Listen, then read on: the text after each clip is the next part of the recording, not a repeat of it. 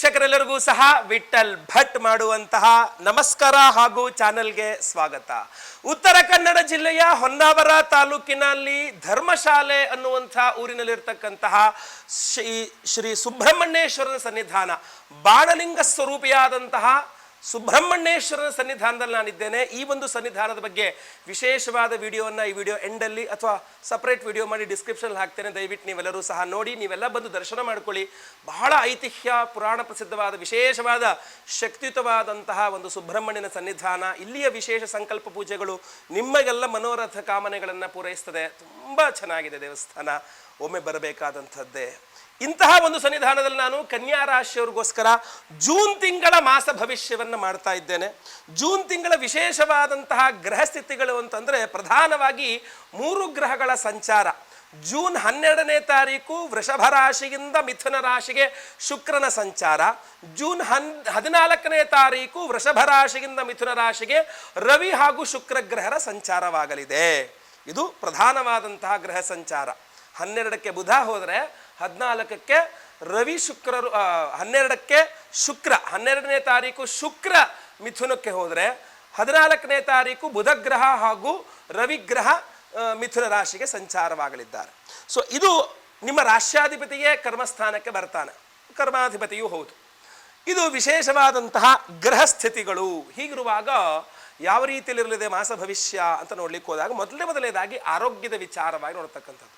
ಒಂದಿಷ್ಟು mental pressure ತುಂಬ ಜಾಸ್ತಿ ತಗೊಳ್ತೀರಾ ಅಂತ ಕಂಡು ಬರ್ತಾ ಇದೆ. ಮಾನಸಿಕವಾದ ಒತ್ತಡಗಳನ್ನು ಏನೋ ಇರಲಾರ್ದೆ ಇರುವೆ ಬಿಟ್ಕೊಂಡ್ರು ಏನೋ ಗಾದೆ ಇದೆಯಲ್ಲ, ಆ ಥರ ಬೇಕು ಅಂತ ಅನಾವಶ್ಯಕ ಚಿಂತೆಗಳನ್ನೆಲ್ಲ ಬಗ್ದು ಕುತ್ಕೊಂಡು ಯೋಚನೆ ಮಾಡೋದು. ಬೇರೆ ಏನು ಚಿಂತೆ ಇಲ್ಲ, ಹಂಗಾಯ್ತು ಹಿಂಗಾಯ್ತು ಅಂತ ಅನಾವಶ್ಯಕ ಚಿಂತೆಗಳನ್ನು ಮಾಡೋದು ಫಸ್ಟ್ ಬಿಡಬೇಕು ಕನ್ಯಾ ರಾಶಿಯವರು, ಆಯ್ತಲ್ವಾ? ತುಂಬ ಮಾನಸಿಕ ಪ್ರೆಷರ್ ಜಾಸ್ತಿ ಮಾಡ್ಕೊಂಡ್ಬಿಡ್ತೀರಾ, ದಯವಿಟ್ಟು ಹಂಗೆ ಮಾಡ್ಕೊಳಕ್ಕೆ ಹೋಗಬೇಡಿ. ಎರಡನೇದಾಗಿ ಆ ಚಿಂತೆಗಳು ಜಾಸ್ತಿಯಾಗಿ ಆರೋಗ್ಯ ಹಾಳಾಗ್ತಕ್ಕಂಥದ್ದು ನಿಮಗೆ. ಇಲ್ಲ ಅಂದರೆ ನಿಮ್ಮ ಆರೋಗ್ಯಕ್ಕೆ ಏನು ಸಮಸ್ಯೆ ಇಲ್ಲ, ಚಿಂತೆ ಜಾಸ್ತಿಯಾಗಿ ಆರೋಗ್ಯ ಹಾಳಾಗ್ತದೆ. ಹಾಗೂ ಪ್ರಯಾಣಗಳಿಂದಾಗಿ ಆರೋಗ್ಯ ಹಾಳಾಗ್ತದೆ ಅಂತ ಕಂಡು ಬರ್ತಾ ಇದೆ. ಯಾಕಂದರೆ ಸಪ್ತಮಾಧಿಪತಿಯ ಬುಧ ಯುತಿ ಆಗ್ತದಲ್ಲ. ಸೊ ಜೂನ್ ತಿಂಗಳ ಮೊದಲೆರಡು ವಾರಗಳು ಪ್ರಯಾಣ ಜಾಸ್ತಿ ಮಾಡಿಕೊಂಡು ಆರೋಗ್ಯ ಹಾಳು ಮಾಡ್ಕೊಳ್ತೀರಾ ಅಂತ ಕಂಡು ಬರ್ತಾ ಇದೆ. ಸೊ ಆದ್ದರಿಂದ ಸ್ವಲ್ಪ ಜಾಸ್ತಿ ಬಿಸಿನೀರು ಕುಡೀರಿ, ಹೊರಗಿನ ಆಹಾರ ಪದ್ಧತಿಗಳು ಬಿಟ್ಟು ಮನೆಯ ಆಹಾರವನ್ನೇ ಸ್ವಲ್ಪ ಜಾಸ್ತಿ ಇಟ್ಕೊಂಡ್ರೆ ತುಂಬ ಒಳ್ಳೆಯದು. ಆರೋಗ್ಯದ ಬಗ್ಗೆ ಹೇಳ್ತಾ ಇದ್ದೇನೆ. ಕಫ ಜಾಸ್ತಿ ಆಗುತ್ತೆ. ರಾಶ್ಯಾಧಿಪತಿಯೊಂದಿಗೆ ರವಿಯ ಸಂಯೋಗ ಆಗ್ತಕ್ಕಂಥದ್ದು ಕಣ್ಣು ನೋವು, ತಲೆನೋವು, ಪಿತ್ತ ವಿಕಾರ ಇದೆಲ್ಲ ಜಾಸ್ತಿ ಆಗ್ತಕ್ಕಂಥದ್ದು ಕಂಡು ಬರ್ತಾ ಇದೆ. ಇದು ಹೊರತುಪಡಿಸಿ 8ನೇ ಮನೆಯಲ್ಲಿ ಕುಜಗ್ರಹ ಆದ್ದರಿಂದ ವಿವಾಹಿತ ಕನ್ಯಾ ರಾಶಿಯ ಸ್ತ್ರೀಯರು ಸ್ವಲ್ಪ ಎಚ್ಚರಿಕೆಯನ್ನು ವಹಿಸಬೇಕಾಗತ್ತೆ ಯಜಮಾನರ ಆರೋಗ್ಯದ ಬಗ್ಗೆ, ಆಯ್ತಲ್ವಾ? ಆದ್ದರಿಂದ ಇದ್ರ ಬಗ್ಗೆ ಸ್ವಲ್ಪ ಗಮನ ಇರಲಿ. ಅಷ್ಟಮಾಧಿಪತಿಯಾಗಿ ಅಷ್ಟಮದಲ್ಲೇ ಕುಜ ಇದ್ದಾನೆ ಅಂತಂದಾಗ ಕನ್ಯಾ ರಾಶಿಯ ಸರ್ವರಿಗೂ ಸಹ ಆರೋಗ್ಯ ಚೆನ್ನಾಗೇ ಇರ್ತದೆ.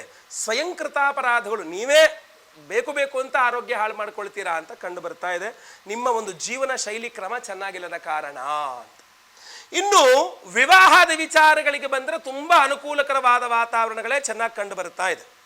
ಅಂದರೆ ನಿಮಗೆ ಯಾವ ರೀತಿಯಲ್ಲಿ ನನಗೆ ಇಂಥ ಜಾಬಲ್ಲಿರೋರೇ ಬೇಕು ಅಂದರೆ ಅಂಥ ಜಾಬಲ್ಲಿರೋರದೇ ರೀತಿಯಲ್ಲೇ ನಿಮಗೆ ಅವಕಾಶಗಳು ಬರುವಂಥದ್ದು, ಪ್ರಪೋಸಲ್ಸ್ ಬರ್ತಕ್ಕಂಥ ಸಾಧ್ಯತೆಗಳು ತುಂಬ ಚೆನ್ನಾಗಿ ಕಂಡು ಬರ್ತಾ ಇದೆ. ಆಲ್ರೆಡಿ ಮದುವೆ ಆಗಿರತಕ್ಕಂಥವ್ರಿಗೂ ಬಂತು, ದಾಂಪತ್ಯದ ಜೀವನದಲ್ಲಿ ಅಂಥ ದೊಡ್ಡ ರೀತಿಯಾದಂತಹ ಸಮಸ್ಯೆಗಳೇನು ಕಂಡು ಬರ್ತಾ ಇಲ್ಲ ಸಾಮಾನ್ಯವಾಗಿ ಎಲ್ಲರಿಗೂ ನೋಡಿದಾಗ, ಆಯ್ತಲ್ವಾ?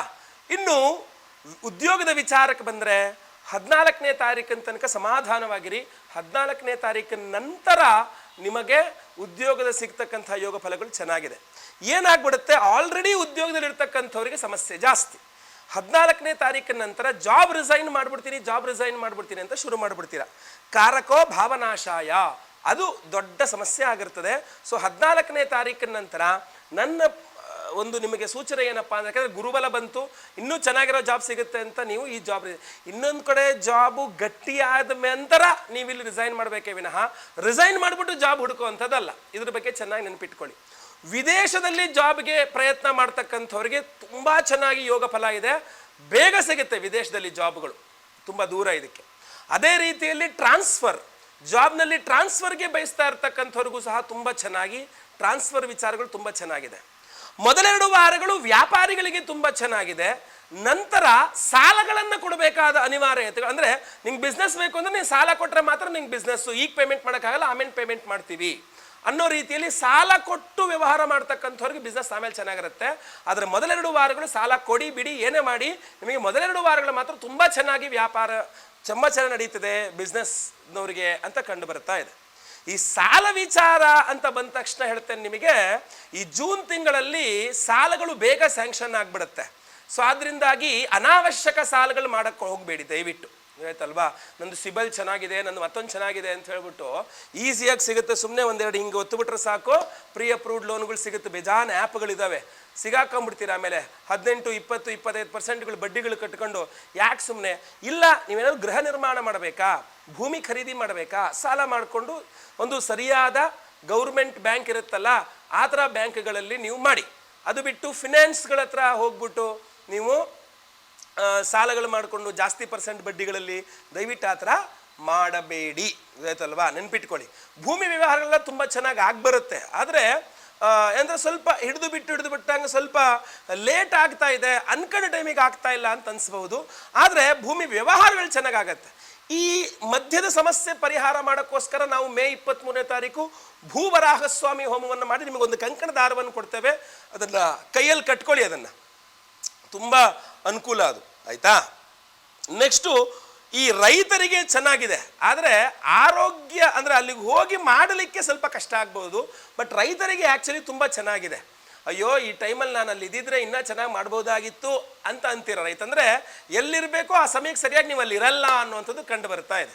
ಅಥವಾ ಒಂದಿದ್ರೆ ಇನ್ನೊಂದಿಲ್ಲ, ಇವತ್ತು ಒಳ್ಳೆ ಟೈಮ್ ಆಗಿತ್ತು, ಇದು ಹಿಂಗೆ ಮಾಡ್ಬೋದಾಗಿತ್ತು, ನಾನು ಮಾಡಲಿಲ್ವಲ್ಲ ಅಂತ ಲೇಟಾಗಿ ರೆಕಗ್ನೈಸ್ ಮಾಡುವಂಥದ್ದು. ಸೊ ಇದೆಲ್ಲ ಮಾಡ್ಕೊಳ್ತೀರಾ ಅಂತ ಕಂಡು ಬರ್ತಾ ಇದೆ. ರೈತರು ಒಂದು ಸ್ವಲ್ಪ ಅದ್ರ ಬಗ್ಗೆ ಗಮನ ಹರಿಸಿ, ಯಾವ ಸಮಯದಲ್ಲಿ ಏನು ಅನ್ನೋದಿರ್ತದಲ್ಲ. ಆದ್ದರಿಂದ ಹೇಳ್ತಾ ಇದ್ದೇನೆ, ಸಂತಾನಾಪೇಕ್ಷಿಗಳು ಸಂತಾನಕ್ಕೆ ಪ್ರಯತ್ನ ಮಾಡಿಕೊಳ್ಳಿಕ್ಕೆ ಅದ್ಭುತವಾದಂತಹ ಅವಕಾಶಗಳು ಜೂನ್ ತಿಂಗಳಲ್ಲಿ ತುಂಬ ಚೆನ್ನಾಗಿದೆ, ತುಂಬ ಚೆನ್ನಾಗಿದೆ, ಆಯ್ತಲ್ವಾ. ಇನ್ನು ಸಂತಾನ ಆಲ್ರೆಡಿ ಇರ್ತಕ್ಕಂಥವ್ರು ಮಕ್ಕಳ ಬಗ್ಗೆ ಜಾಸ್ತಿ ಯೋಚನೆ ಮಾಡೋ ಅವಶ್ಯಕತೆ ಇಲ್ಲ. ಎಲ್ಲ ರೀತಿಯಲ್ಲಿ ಈ ಜೂನ್ ತಿಂಗಳಲ್ಲಿ ಚೆನ್ನಾಗಿದೆ. ನೀವು ಸ್ವಲ್ಪ ವಯಸ್ಸಲ್ಲಿ ದೊಡ್ಡವರಾಗ್ಬಿಟ್ಟಿದ್ದೀರಾ, ಹಿರಿಯ ನಾಗರಿಕರು, ಮಕ್ಕಳೆಲ್ಲ ಜಗಳ ಮನಸ್ತಾಪಗಳು ಮಾಡಿದ್ದಾರೆ ಅಂದರೆ ಕೂತ್ಕೊಂಡು ಅವ್ರ ಹತ್ರ ಮಾತಾಡ್ಕೊಳ್ಳಿಕ್ಕೂ ಬಗೆಹರಿಸಿ, ನೋಡಪ್ಪ ಈ ಥರ ಮಾಡು ಅಂತ ಹೇಳಿದಾಗ ಮಕ್ಕಳು ಮಾತು ಕೇಳ್ತಾರೆ. ಒಂದು ಸ್ವಲ್ಪ ಈ ಸಂತಾನ ಗೋಪಾಲಕೃಷ್ಣ ಹೋಮವನ್ನು ಮಾಡ್ತಾ ಇದ್ದೇವೆ, ಸಂಕಲ್ಪ ಸೇವೆ ಕೊಟ್ಕೊಳ್ಳಿ. ಅದನ್ನು ಕಂಕಣದಾರ ಕೈಯಲ್ಲಿ ಕಟ್ಕೊಂತೀರಲ್ಲ, ಅದು ನಿಮಗೆ ಅನುಕೂಲ ಮಾಡಿ ಕೊಡುತ್ತೆ. ಸಂತಾನಕ್ಕೆ ಪ್ರಯತ್ನ ಮಾಡೋರಿಗೂ ಅನುಕೂಲ ಮಾಡುತ್ತೆ, ಸಂತಾನ ಆಲ್ರೆಡಿ ಇರ್ತಕ್ಕಂಥವ್ರಿಗೂ ಅನುಕೂಲ ಮಾಡಿ ಕೊಡ್ತದೆ ಖಂಡಿತವಾಗಿ, ಆಯ್ತಲ್ವಾ. ಬಹಳ ಮುಖ್ಯವಾಗಿ ವೀಕ್ಷಕರೇ, ಮಹಾಕಾಳಸರ್ಪ ಯೋಗ ದೋಷ ನಿಮ್ಮ ವೈಯಕ್ತಿಕ ಜಾತಕದಲ್ಲಿರೋದಿರಬಹುದು, ಅಥವಾ ಈಗ ಗೋಚಾರದಲ್ಲಿರ್ತಕ್ಕಂಥ ಘಟಕಾಳ ಸರ್ಪ ಯೋಗ ದೋಷ ಇರಬಹುದು. ನಿಮಗೊಂದು ಸ್ವಲ್ಪ ಹಿನ್ನಡೆ ಆಗಬಹುದು. ಅಂದರೆ ಯಾಕೆಂದರೆ ಕಾಳಸರ್ಪಾಕ್ಯ ದೋಷೋಯಂ ಸರ್ವಸಂಪತ್ ಪ್ರನಾಶನಂ, ಎಲ್ಲ ರೀತಿಯ ಸಂಪತ್ತು ಈಗ ಸರ್ ಉದ್ಯೋಗ ಎಲ್ಲ ಆಗ್ತಾ ಇದೆ, ಲಾಸ್ಟ್ ಮೂಮೆಂಟಲ್ಲಿ ಒಳ್ಳೊಳ್ಳೆ ಉದ್ಯೋಗ ಮಿಸ್ ಆಗ್ತಾ ಇದೆ, ಲಾಸ್ಟ್ ಮೂಮೆಂಟಲ್ಲಿ ಒಳ್ಳೊಳ್ಳೆ ಡೀಲ್ಗಳು ಮಿಸ್ ಆಗ್ತಾ ಇದೆ, ಲಾಸ್ ಆಗ್ತಾ ಇದೆ, ಲಾಸ್ಟ್ ಮೂಮೆಂಟಲ್ಲಿ ಮದುವೆ ಕಟ್ ಆಗ್ತಾ ಇದೆ, ಲಾಸ್ಟ್ ಮೂಮೆಂಟಲ್ಲಿ ಸಂತಾನಕ್ಕೆ ಎಲ್ಲ ಇದಾಗಿದೆ, ಇಲ್ಲ ಅದು ನಿಲ್ಲಿಲ್ಲ, ಗರ್ಭ ನಿಲ್ಲಿಲ್ಲ ಅಂತ ಡಾಕ್ಟರ್ ಹೇಳ್ತಾ ಇದ್ದಾರೆ, ಮತ್ತೆ ಪ್ರಯತ್ನ ಮಾಡಿ ಅಂತ ಹೇಳ್ತಿದ್ದಾರೆ. ಏನಿದು ಏನೋ ಔಷಧೋಪಚಾರಗಳು ಸರಿಯಾಗಿ ಕೆಲಸ ಮಾಡಿ ಅಂದರೆ ಈ ಕಾಳಸರ್ಪ ಯೋಗ ದೋಷ ನಿಮ್ಮ ಜೀವನದ ಹಲವಾರು ಪ್ರಧಾನವಾದಂಥ ಅಂಶಗಳ ಮೇಲೆ ಪ್ರಭಾವ ಬೀರಲಿದೆ. ಸೊ ಆದ್ದರಿಂದ ಅದಕ್ಕೋಸ್ಕರ ಪರಿಹಾರವಾಗಿ ನಾವು ಮೇ 23ನೇ ತಾರೀಕು ಮಹಾಕಾಳಸರ್ಪ ಯೋಗ ದೋಷ ಪರಿಹಾರ ಶಾಂತಿ ಹೋಮವನ್ನು ಮಾಡ್ತಾ ಇದ್ದೇವೆ. ಮಹಾಕಾಳಸರ್ಪ ಯೋಗ ದೋಷ ಪರಿಹಾರ ಶಾಂತಿ ಹೋಮವನ್ನು ಮಾಡಿ ನಾಗಿನ್ ಅನ್ನುವ 2 ನಾಗಬಿಂಬಗಳನ್ನು ಕೊಡ್ತಾ ಇದ್ದೇವೆ ನಿಮಗೆ. ಸ್ವಾಮಿಯ ಸುಬ್ರಹ್ಮಣ್ಯೇಶ್ವರನ ಸನ್ನಿಧಾನದಲ್ಲೂ ಸಹ ಅದನ್ನು ಎನರ್ಜೈಸ್ ಮಾಡಿ ಪ್ರಸಾದವನ್ನು ಪಡೆದಿದ್ದೇನೆ ನಾನು. ಆ ಸ್ವಾಮಿಯ ಅನುಗ್ರಹವೂ ಇದೆ. ಮತ್ತೆ ಪುನಃ ನಾವು ಅದೇ ಒಂದು ನಾಗಬಿಂಬಗಳನ್ನು ನಮ್ಮ ಯಾಗಶಾಲೆಯಲ್ಲಿಟ್ಟು ಮಹಾಕಾಳಸರ್ಪ ಯೋಗ ದೋಷ ಪರಿಹಾರ ಶಾಂತಿ ಹೋಮವನ್ನು ಮಾಡಿ ನಿಮಗೆ ಕಳಿಸ್ಕೊಡ್ತೇವೆ. ಆ 2 ನಾಗಬಿಂಬಗಳು ನಿಮಗೆ ಕಳಿಸ್ಕೊಡ್ತೇವಲ್ಲ, ಆ ನಾಗಿನ ಬಿಂಬಗಳನ್ನು ನಿಮ್ಮ ಅಂಗೈಯಲ್ಲಿ ಇಟ್ಕೊಂಡು, ನಿಮಗೆ ಸಿಕ್ಕ ನಂತರ ನಿಮ್ಮ ಅಂಗೈಯಲ್ಲಿ ಇಟ್ಕೊಂಡು ₹1 ಒಂದು 6 ಕಾಯಿನ್ ಇಟ್ಕೊಂಡು ಹಿಂಗೆ ನಿಮ್ಮ ತಲೆಗೆ ಒಂದು 6 ಬಾರಿ ನಿವಾಳಿಸ್ಬಿಟ್ಟು ನಿಮ್ಮ ದೇವಸ್ಥಾನದಿರುವ ಯಾವುದೋ ಒಂದು ದೇವಸ್ಥಾನದ ಹುಂಡಿಯಲ್ಲಿ ಅದನ್ನು ಹಾಕ್ಬಿಡಿ, ಆಯ್ತಲ್ವ. ನಾವು ಕಳಿಸ್ಕೊಡ್ತೇವೆ ನಿಮಗೆ, ಅದನ್ನು ಹಾಕಿ ಹುಂಡಿಯಲ್ಲಿ. ಸುಬ್ರಹ್ಮಣ್ಯನ ದೇವಸ್ಥಾನ ಇದ್ರೂ ಒಳ್ಳೆಯದು, ಸಿಗಲಿಲ್ಲ ಅಂದರೆ ಯಾವ ದೇವಸ್ಥಾನ ಆದರೂ ಪರವಾಗಿಲ್ಲ, ಆ ದೇವಸ್ಥಾನದ ಹುಂಡಿಯಲ್ಲಿ ಅದನ್ನು ಹಾಕ್ಬಿಡಿ. ಖಂಡಿತವಾಗಿ ನಿಮಗೆ ಸರ್ಪದೋಷಗಳು ಪರಿಹಾರವಾಗಲಿ. ಕಂಕಣ ದಾರ ಕೊಡ್ತಾರೆ, ಅದನ್ನು ಕೈಯಲ್ಲಿ ಕಟ್ಕೊಳ್ಳಿ. ಸೌಭಾಗ್ಯ ಲಕ್ಷ್ಮಿ ಹೋಮವನ್ನು ಮಾಡ್ತಾ ಇದ್ದೇವೆ. ಸಾಲಗಳ ವಿಚಾರದಲ್ಲಿ ಅನುಕೂಲವಾಗಬೇಕು, ದುಡ್ಡಿನ ವಿಚಾರದಲ್ಲಿ ಅನುಕೂಲವಾಗಬೇಕು, ಯಾವುದೇ ರೀತಿ. ಯಾಕೆಂದರೆ ಧನಾಧಿಪತಿಯಾಗಿ ಭಾಗ್ಯಸ್ಥಾನದಲ್ಲಿ ಶುಕ್ರ ಇರ್ತಾನೆ ಅಂದರೆ ದುಡ್ಡು ಮಾಡುವ ಯೋಗ ತುಂಬ ಚೆನ್ನಾಗಿದೆ ಕನ್ಯಾ ರಾಶಿಯವರಿಗೆ. ಆ ದುಡ್ಡು ಮಾಡುವ ಯೋಗ ನಿರ್ವಿಘ್ನವಾಗಿ ನಿಮಗೆ ಸಿಗಲಿ ಅಂತ ಸೌಭಾಗ್ಯ ಲಕ್ಷ್ಮಿ ಹೋಮವನ್ನು ಮಾಡ್ತಾ ಇದ್ದೇವೆ. ಆ ಕಂಕಣ ದಾರ ನಿಮ್ಮ ಭೂಮಿ ವ್ಯವಹಾರಗಳು ಮಾಡಲಿಕ್ಕೆ, ಈಗ ಇವತ್ತಿನ ದಿವಸ ಯಾವುದೋ ಭೂಮಿ ಖರೀದಿ ಹೋಗಬೇಕು, ಎಷ್ಟು ಹುಡುಕರು ಮನೆ ಸಿಗ್ತಾ ಇಲ್ಲ, ಎಷ್ಟು ಹುಡುಕರು ಒಂದು ಒಳ್ಳೆ ಸೈಟ್ ಸಿಗ್ತಾ ಇಲ್ಲ. ಆ ಕಂಕಣ ದಾರ ಕೈಯಲ್ಲಿರಲಿ, ಹೋಗಿ ಪ್ರಯತ್ನ ಮಾಡಿ ಹುಡುಕಿ, ನಿಮಗೆ ಸೈಟು ಸಿಗ್ತದೆ, ಮನೆ ಅಥವಾ ಇರೋ ಸೈಟ್ ಮಾರಾಟ ಮಾಡಬೇಕು, ಭೂಮಿ ಮಾರಾಟ ಮಾಡಬೇಕು, ಮನೆ ಮಾರಾಟ ಮಾಡಬೇಕು, ಆಗ್ತಾ ಇಲ್ಲ. ಆ ಕಂಕಣ ದಾರ ಕೈಯಲ್ಲಿರಲಿ, ಆ ಡೀಲ್ ಮಾತಾಡ್ಲಿಕ್ಕೆ ಕೂತ್ಕೊಂತೀರಲ್ಲ, ನಿಮ್ಮ ಪರವಾಗಿ ಸ್ವಲ್ಪ ಲಾಭದಾಯಕವಾಗಿ ಇರ್ತದೆ ಅಲ್ವಾ. ಸೊ ಅದರಿಂದ ಲಕ್ಷ್ಮೀ ಭೂವರಾಗ ಸ್ವಾಮಿ ಹೋಮ, ಸಂತಾನ ಗೋಪಾಲಕೃಷ್ಣ ಹೋಮ, ಸಂತಾನಕ್ಕೆ ಪ್ರಯತ್ನ ಮಾಡೋರಿಗೆ ಅಥವಾ ಆಲ್ರೆಡಿ ಸಂತಾನ ಇರಬೇಕಾದ್ರೆ ಮಕ್ಕಳ ವಿಚಾರವಾಗಿ ಚಿಂತಾಕ್ರಾಂತರಾಗಿದ್ದರೆ ನಿಮ್ಮ ಕೈಯಲ್ಲಿ ಆ ಕಂಕಣದಾರ ಇರೋದು ನಿಮಗೆ ಅನುಕೂಲ ಮಾಡಿಕೊಡ್ತದೆ. ಸೊ ದಯವಿಟ್ಟು ಸಂಕಲ್ಪ ಸೇವೆ ಹೆಸರು ಕೊಟ್ಕೊಳ್ಳಿ. ಸ್ಕ್ರೀನ್ ಇರ್ತಕ್ಕಂಥ ನಂಬರ್ಗೆ ನಿಮ್ಮ ಹೆಸರು, ಗೋತ್ರ ಗೊತ್ತಿದ್ರೆ ಗೋತ್ರ, ನಕ್ಷತ್ರ ಗೊತ್ತಿದ್ರೆ ನಕ್ಷತ್ರ, ಕನ್ಯಾ ರಾಶಿ ನಿಮ್ಮ ರಾಶಿ ಹಾಗೂ ನಿಮ್ಮ ವಿಳಾಸ ಎಲ್ಲ ಬೇಗ ವಾಟ್ಸಪ್ ಮಾಡ್ಕೊಳ್ಳಿ. ಮೇ 23ನೇ ತಾರೀಕು ಗುರುವಾರ, ವೈಶಾಖ ಶುಕ್ಲ ಹುಣ್ಣಿಮೆ, ಬಹಳ ಪವರ್ಫುಲ್ ಆಗಿರತಕ್ಕಂಥ ದಿವಸ. ಲೈವಲ್ಲಿ ಮೆಸೇಜ್ ಸಂಕಲ್ಪ ಆಗುತ್ತೆ. ಎಲ್ಲ ಹೋಮ ಲೈವ್ ನೋಡ್ತೀರಾ. ಎಲ್ಲ ಹೋಮಗಳು ಅಂದರೆ ಮಹಾಕಾಳಸರ್ಪ ಯೋಗ ದೋಷ ಪರಿಹಾರ ಶಾಂತಿ ಹೋಮ, ಲಕ್ಷ್ಮೀ ಭೂವರಾಗ ಸ್ವಾಮಿಯ ಹೋಮ, ಆಮೇಲೆ ಸಂತಾನ ಗೋಪಾಲಕೃಷ್ಣ ಹೋಮ, ಆಶ್ಲೇಷ ಬಲಿ ಪೂಜೆ, ಗುರು ಶಾಂತಿ ಶನಿ ಶಾಂತಿ ಸಹಿತ ಮಹಾನವಗ್ರಹ ಶಾಂತಿ ಹೋಮ, ಹೀಗೆ ಎಲ್ಲ ಹೋಮಗಳನ್ನು ಸಹ, ಸೌಭಾಗ್ಯ ಲಕ್ಷ್ಮಿ ಹೋಮ, ಎಲ್ಲ ಹೋಮಗಳನ್ನು ಲೈವಲ್ಲಿ ನೋಡ್ತೀರಾ. ಎಲ್ಲ ಹೋಮಗಳ ಭಸ್ಮ, ನಾಗಾರಾಧನೆ, ಅರಿಶಿನ ಪ್ರಸಾದ, ಕೈಯಲ್ಲಿ ಕಟ್ಕೊಳ್ಳೋಕೆ ಕಂಕಣ ಹಾಗೂ ನಿಮ್ಮ ₹1 ಒಂದು 6 ಕಾಯಿನ್ ಇಟ್ಕೊಂಡು ಅಂಗೈಲಿ ಇಟ್ಕೊಂಡು ನಿವಾಳಿಸ್ಬಿಟ್ಟು ಹುಂಡಿಗೆ ಹಾಕಲಿಕ್ಕೆ 2 ನಾಗಿನ ಬಿಂಬಗಳು, ಇದನ್ನೆಲ್ಲ ನಾವು ಸ್ಪೀಡ್ ಪೋಸ್ಟಲ್ಲಿ ಕಳಿಸ್ಕೊಡ್ತೇವೆ. ದಯವಿಟ್ಟು ನಿಮ್ಮ ಹೆಸರನ್ನ ಸಂಕಲ್ಪ ಸೇವೆ ಕೊಡಿ. ಹಾಗೂ ಈಗೊಂದು ವಿಶೇಷವಾದ ಮಂತ್ರವನ್ನು ಹೇಳ್ತೇನೆ, ಅದನ್ನು ಡೈಲಿ ಒಂದು 6 ಬಾರಿ ಆ ಮಂತ್ರವನ್ನು ರಿಪೀಟೆಡ್ ಆಗಿ ಕೇಳಿಸ್ಕೊಳ್ತಾ ಇರಿ. ಖಂಡಿತವಾಗಿ ಸರ್ಪದೋಷಗಳು ಪರಿಹಾರವಾಗಲಿ. ಸುಬ್ರಹ್ಮಣ್ಯೇಶ್ವರಾಯ ನಮಃ ಅಂತ ಕಮೆಂಟ್ ಮಾಡಿ ಕೆಳಗಡೆ, ಖಂಡಿತವಾಗಿ ನಿಮ್ಗೆ ಅನುಕೂಲ ಆಗಲಿ. 6 ಬಾರಿ ಕಮೆಂಟ್ ಮಾಡಿ ಸುಬ್ರಹ್ಮಣ್ಯಾಯ ನಮಃ ಅಂತ. ಎಲ್ಲರಿಗೂ ಸಹ ಒಳ್ಳೆಯದಾಗಲಿ. ವಿಡಿಯೋ ಇಷ್ಟ ಆದರೆ ದಯವಿಟ್ಟು ಲೈಕ್ ಮಾಡ್ಲಿಕ್ಕೆ ಮರಿಬೇಡಿ. ವಾಟ್ಸಪ್, ಫೇಸ್ಬುಕ್, ಮೆಸೆಂಜರ್ ಕಡೆ ಶೇರ್ ಮಾಡ್ಲಿಕ್ಕೆ ಮರಿಬೇಡಿ. ಸಬ್ಸ್ಕ್ರೈಬ್ ಮಾಡ್ಕೊಳ್ಳಿ ಅಂದರೆ ದಯವಿಟ್ಟು ಕಡೆ ಸಬ್ಸ್ಕ್ರೈಬ್ ಅಂತ ಬರುತ್ತೆ, ಸಬ್ಸ್ಕ್ರೈಬ್ ಮಾಡ್ಕೊಳ್ಳಿ. ಬೆಲ್ ಬಟನ್ ಬರುತ್ತೆ, ಬೆಲ್ ಬಟನ್ ಕ್ಲಿಕ್ ಮಾಡಿ ಆಲ್ ಅಂತ ಮಾಡ್ಲಿಕ್ಕೆ ದಯವಿಟ್ಟು ಮರಿಬೇಡಿ. ಮುಂದುವರಿದಲ್ಲಿ ಮತ್ತೆ ಪುನಃ ಸಿಗ್ತೇನೆ. ಎಲ್ಲರಿಗೂ ಸಹ ಒಳ್ಳೆಯದಾಗಲಿ. ಲೋಕ ಸಮಸ್ತ ಸುಖಿನೋ ಭವಂತು. ನಾರಾಯಣ ನಾರಾಯಣ ನಾರಾಯಣ. ಓಂ ನಮೋ ಅಸ್ತು ಸರ್ಪೇಭ್ಯೋ ಏಕೆ ಚ ಪೃಥ್ವೀ ಮನೋ ये अंतरिक्षे ये दिवितेभ्यः सर्पेभ्यो नमः.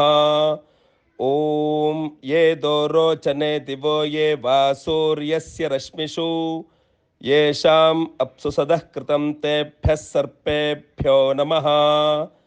ओम या इषवो यातु धानाना ये वा वनस्पति गुम्रनो ये वा वटेषु शेरते तेभ्यः सर्पेभ्यो नमः. ओम भुजंगेशाय विद्महे सर्पराजाय धीमहि तन्नो नागः प्रचोदयात्. हरि ओम.